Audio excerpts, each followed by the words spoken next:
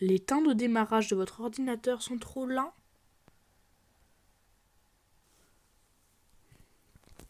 Votre ordinateur crache?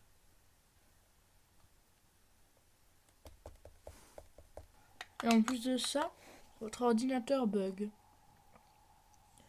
Écoutez, j'ai la solution à votre problème. Et je vous propose de regarder ça de suite.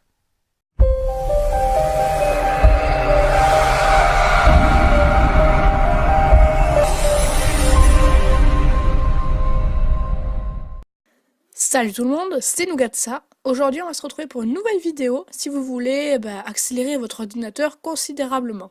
Donc si vous avez des problèmes comme moi, de disque qui est des problèmes, qui rament, qui bug, qui plantent, ou plein d'autres choses comme ça, il y a quelques alternatives à un disque dur simple, donc à plateau, mécanique, comme par exemple les SSD. Donc déjà, qu'est-ce que c'est un SSD? Alors les SSD, ça marchera comme un disque dur normal, à plateau, sauf qu'en fait, il n'y aura aucun système, on va dire, mécanique dedans. Ce sera tout électronique par des puces, tout ça. Et donc du coup, bien sûr, si vous êtes dans un ordinateur portable, ce sera beaucoup moins fragile, vu qu'il n'y aura pas tous ces plateaux qui peuvent se casser, se rayer avec la tête qui bouge. Voilà, donc par exemple, là voilà, j'ai un SSD, ça ne change rien au niveau de l'aperçu. Bon, bien sûr, si vous êtes sur un ordi portable, normalement ce sera un E5 en SATA 3 si vous avez un PC assez récent. Faut regarder, vous renseignez sur votre ordinateur pour voir quelle est la prise pour que ce soit compatible. Donc voilà. Donc ça vaut environ par exemple un disque de 480 Go, ce qui est vraiment pas mal si vous voulez sauvegarder, je sais pas, des images, des films, tout ça. Ça suffira amplement, même des jeux. Et puis ce sera beaucoup plus rapide parce que je vais vous expliquer. Voilà, donc ça c'est un disque dur à plateau classique. Vous voyez, il y a plusieurs disques, il peut y en avoir 4, 3, ou voire même 6 parfois. Enfin 6, non, ça fait beaucoup, je sais pas trop. Voilà, du coup en fait, il va y avoir plein de 1 et de 0, enfin voilà, des endroits où il sauvegardera des données dans le disque. Et si vous voulez, cette tête va s'occuper de lire. Donc par exemple, si une application a besoin d'une information qui est au deuxième plateau ici, la tête elle va aller ici. Et qu'en même temps, une autre application a besoin des données qui sont ici sur le troisième plateau, par exemple, elle va devoir d'abord aller par là et après par là. Et pendant ce temps de déplacement de la tête, voilà, ça va prendre du temps. Et donc du coup, c'est pour ça que ça peut être déjà un petit peu plus lent qu'un SSD, parce que voilà, les SSD, l'intérieur, c'est que des circuits. Donc bien sûr, c'est beaucoup plus rapide pour changer de mémoire. Voilà. Du coup, c'est moins fragile, vu que c'est quasiment incassable, là, ça peut prendre des chocs, tout ça, il se passera rien. Et puis aussi, du coup, ça s'use un petit peu moins vite, parce que du coup, quand elle bouge la tête à force, ça peut l'user, voilà, ça peut user le mécanisme. Et au bout d'un moment, il peut se ralentir le disque dur, tout ça. S'il a pris des chocs, ça peut rayer des endroits, ce qu'on appelle voilà, des secteurs défectueux. Et voilà, petit à petit, il peut ralentir votre disque. Donc du coup, c'est pour ça que les SSD peuvent être une alternative. Par contre, il n'y a pas que des points positifs avec ces engins. Alors déjà, si vous voulez stocker, enfin écrire dessus plein de fois, c'est-à-dire sauvegarder par exemple des gros jeux, tout ça, 50 gigas par exemple, tout ça. Petit à petit, ces puces, donc on appelle des puces, des puces flash, voilà, en fait elles s'abîmeront petit à petit. Dedans, en fait, c'est constitué de plein de cellules qui gardent l'électricité. Et donc ça, petit à petit, ça va s'abîmer, ça va se dégrader, et du coup, elles deviendront de plus en plus lentes. Après, maintenant, avec les nouveaux, voilà, des nouveaux contrôleurs, tout ça, ils peuvent détecter quand il y a des zones qui sont un petit peu HS et sauvegarder les fichiers et les mettre dans une autre puce, par exemple. Donc, du coup, voilà, vous pouvez garder la même rapidité pendant un moment, mais au bout d'un moment, voilà, il sera un petit peu usé. Donc, si vous voulez sauvegarder beaucoup de trucs, tout ça, je vous conseille quand même de garder un disque dur à plateau. Après, quand même, pour l'user, il en faut beaucoup de gigas. Après, ça peut être très très bien, par exemple, si vous voulez faire un serveur avec, par exemple, un site internet, parce que ça lit très très rapidement, et ça, lire, bah, ça l'abîmera quasiment pas. Donc si vous voulez faire un serveur par exemple multimédia où plein de personnes veulent par exemple voir dans cette puce, puis après dans cette puce les données, ce sera très rapide et ça s'usera quasiment pas. Alors que là, à force, la tête, eh ben, voilà, elle va s'user. Donc voilà. Après, si vous êtes dans un ordi portable, c'est pas mal parce que ça prend pas de choc. Et puis, bah, du coup, c'est à peu près les seuls inconvénients.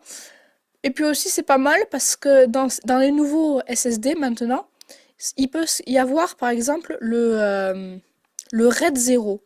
Alors c'est le contrôleur qui gère ça. Alors le RAID 0, si vous voulez, ça va rendre plus rapide la lecture des données parce que le RAID 0 en fait il va utiliser par exemple deux puces en même temps pour du coup avoir par exemple si un logiciel veut des données qui sont dans celle-là et un autre logiciel en même temps veut des données qui sont dans cette puce par exemple, et ben ça pourra utiliser les deux en même temps de puce. Du coup, ce sera plus rapide ou pareil pendant un téléchargement, ça utilisera plusieurs puces, tu vois, pour que ce soit plus rapide. Donc ça c'est aussi quelque chose de pas mal avec le RAID 0. Et puis bah du coup après le problème c'est que ça peut l'user plus vite du coup.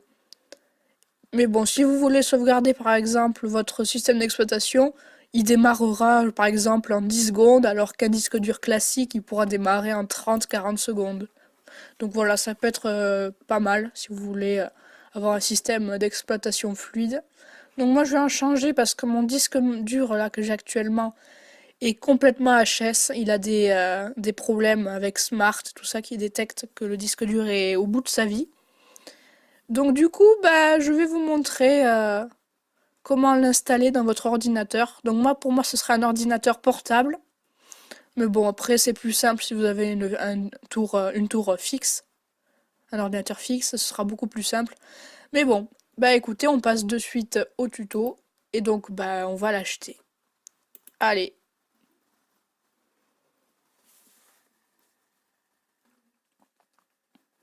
Donc, une fois que vous avez reçu votre SSD, donc il va vous falloir du coup bah, avoir une clé USB sous la main.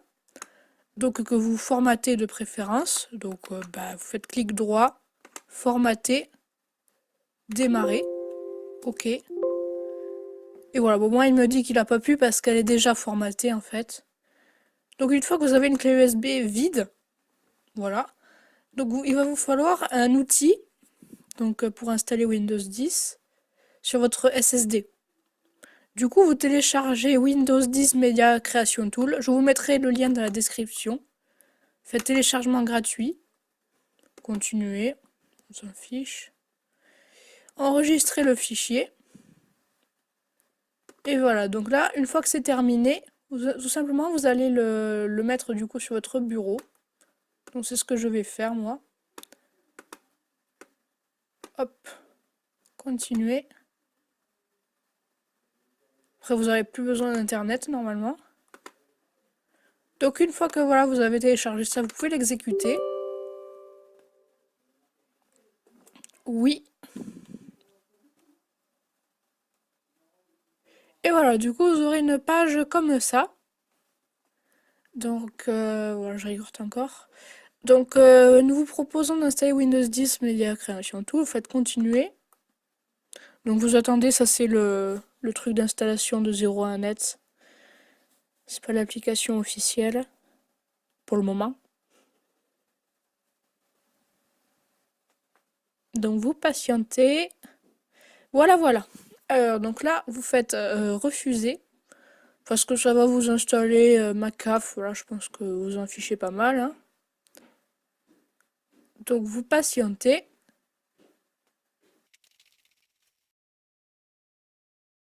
Voilà. Donc une fois que c'est terminé, vous faites installer maintenant. Vous faites terminer. Et voilà, donc là vous aurez l'application officielle de Windows. Donc normalement il va s'ouvrir, voilà. Ensuite ça vous pouvez le supprimer, on n'en a plus besoin. Voilà, continuez. Donc vous patientez qui prépare les éléments. Voilà, vous patientez.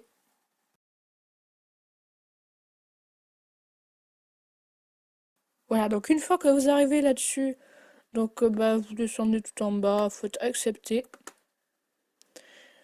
Vous patientez encore. Ça c'est long, je sais, je suis désolée. 2000 years later. Voilà, une fois que c'est terminé, vous allez faire créer un support d'installation. Donc clé USB, DVD ou fichier ISO. Faites suivant. Donc là, vous mettez le langage. Donc vous pouvez décocher ça, vous choisissez. Donc moi, je vais prendre français France. Édition Windows 10. Et donc là, vous mettez votre architecture de votre processeur. Alors comment savoir laquelle vous avez donc d'architecture? Tout simplement, vous allez faire un clic droit sur votre explorateur de fichiers sur ce PC. Faites clic droit, propriété. Vous aurez une page comme ça qui s'ouvre. Et tout simplement, là, voilà, vous aurez système d'exploitation 64 bytes, processeur x64. Donc là, vous pourrez mettre x64 dans le logiciel. Si ça vous met x86 ou 32 bytes, c'est que vous mettez... j'arrive plus à parler. C'est que vous mettez du coup 32. Voilà. Donc moi, je vais mettre 64. Pour mon PC, parce que c'est pour mon PC, j'arrive vraiment plus à parler. Faites suivant. Disque mémoire flash USB.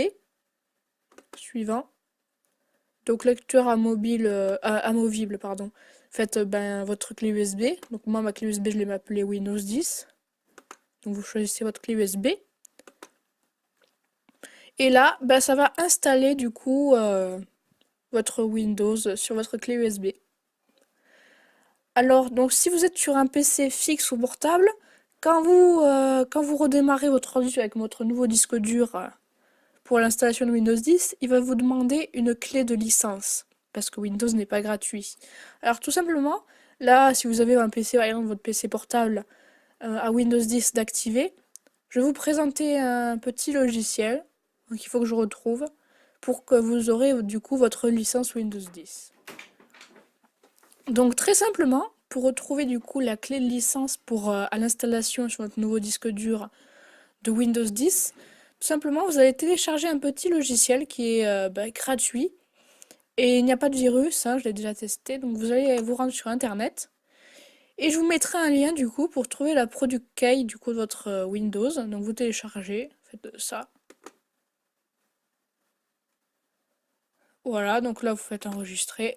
Moi je l'ai déjà téléchargé. Et donc ça aussi, vous allez mettre du coup sur votre bureau. Continuer. Voilà, donc ça, donc vous l'ouvrez. Oui, donc aussi, vous voyez que c'est très long. J'en suis à 5%, que ça fait 10 minutes. Donc ne vous inquiétez pas. Donc après, vous double-cliquez sur PKY. Et voilà, du coup, là, vous aurez votre product key. Donc votre clé licence.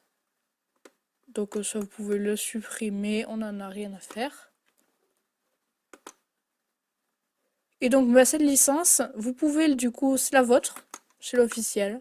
Donc vous pouvez la copier sur un bout de papier à côté de votre ordi ou votre téléphone. Vous la copiez. Et donc après voilà, c'est fini du coup pour le petit logiciel pour trouver votre licence. Et il n'y a plus qu'à patienter que ça s'installe. Ça peut prendre plusieurs heures parfois. Donc ne vous inquiétez pas, c'est normal. Aussi, il vous faut une clé USB d'au moins 6 Go pour l'installation de Windows 10. Car sinon, ça peut échouer et voilà. Donc je vous dis à tout de suite. Une fois que vous avez tout sauvegardé, ce que vous avez d'important sur votre PC, et que vous avez terminé l'installation sur la clé USB, vous pouvez éteindre tout simplement votre PC.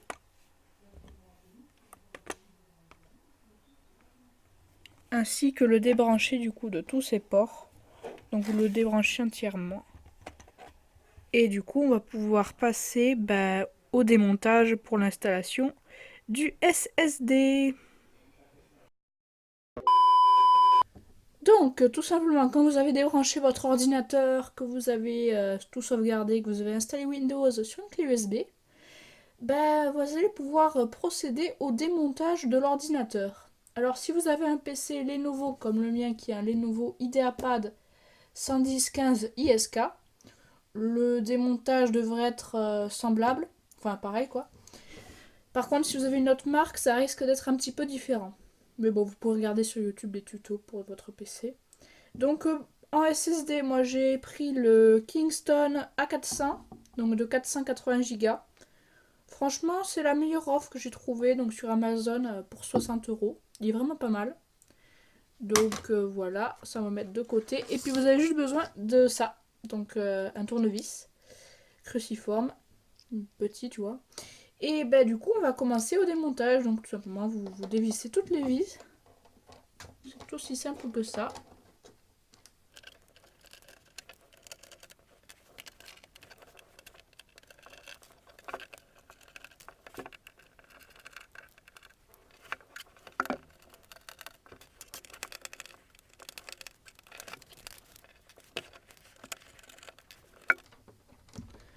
Voilà, je crois qu'on arrive à la dernière.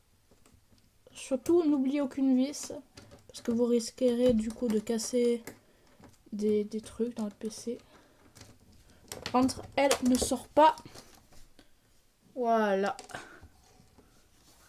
Donc, ben voilà, je crois que j'en ai oublié aucune vis. Vous vérifiez bien.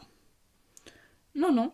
Alors, après, une fois que du coup vous avez tout démonté, les vis, si vous avez un lecteur de DVD comme moi, alors par contre, je sais pas comment je l'ai cadré. Donc voilà, si vous avez un lecteur de DVD, tout simplement, ce que vous allez faire, c'est le retirer. N'ayez pas peur, ça va pas le casser. Voilà, vous tirez un petit peu. Là, voilà, ça devrait se déclipser. Et voilà. Donc ne vous inquiétez pas, il n'y a pas de câble, c'est juste une prise comme ça qui se déboîte. Donc voilà, le lecteur DVD, on le met de côté. Et du coup, voilà, vous aurez place à deux vis, du coup, là où il y a le lecteur de DVD. Donc pareil, c'est le même tournevis normalement. Vous les enlevez. Donc soyez minutieux quand même de ne pas casser le pas de vis. Voilà. C'est des petites vis. Hop. Je vous conseille de les mettre comme moi dans une boîte, les vis, pour pas les perdre. C'est quand même mieux. Et voilà. La dernière qui veut pas sortir. Sont galère ces vis. Voilà. Donc une fois que vous avez dévissé donc, les deux vis du lecteur de DVD, vous retournez le PC. Voilà, je le mets dans le cadre. Et tout simplement, vous allez du coup l'ouvrir. Voilà. Et donc là, vous aurez le clavier. Donc le clavier, il vous faudra le déboîter en fait. C'est des clips en plastique, voilà. Donc vous prenez pareil votre tournevis pour faire un petit peu levier. Attends, je vais encore ouvrir l'écran. Voilà, hop. Et voilà, là. Et voilà, après il se déboîte tout seul. Ne vous inquiétez pas, ça ne sera pas cassé. Et voilà. Donc une fois que le clavier est comme ça, donc faites attention parce que voilà, là il y a le câble, donc ne le tirez pas. Vous le mettez comme ça, le clavier. Et là vous aurez une vis ici. Donc cette vis, simplement, ou ici je sais plus si je l'avais déjà démontée, je crois que cette vis je l'avais perdue. Donc je sais pas si elle y est ou si elle y est pas. Donc voilà, vous allez démonter cette vis. Vous l'enlevez. Et elle est restée sur le. Oula, sur l'aimant. Voilà. Vous la mettez de côté aussi. Et donc, une fois que le clavier est démonté, normalement, vous pourrez démonter l'ordinateur. Donc, on va essayer. Voilà. Donc voilà, là normalement, voilà. Je dis beaucoup, voilà. Donc pareil, là vous faites un petit peu le levier sur les bords du PC là. Surtout sur la tranchée. Oula, le clavier qui part. Et voilà, là, ça se déboîte. C'est normal. Alors ne tirez pas trop non plus, il peut y avoir des câbles selon les PC. Voilà, déjà on peut voir qu'on l'a un petit peu ouvert. Donc le clavier, vous pouvez le reclipper juste d'un seul cran comme ça, il bouge pas. C'est toujours mieux pour pas que le câble se casse. Oula. J'allume le PC moi. On l'éteint. Voilà l'intérieur du PC qui s'ouvre à nous, comme on pourrait dire. Alors faites attention de ne pas tout casser quand même.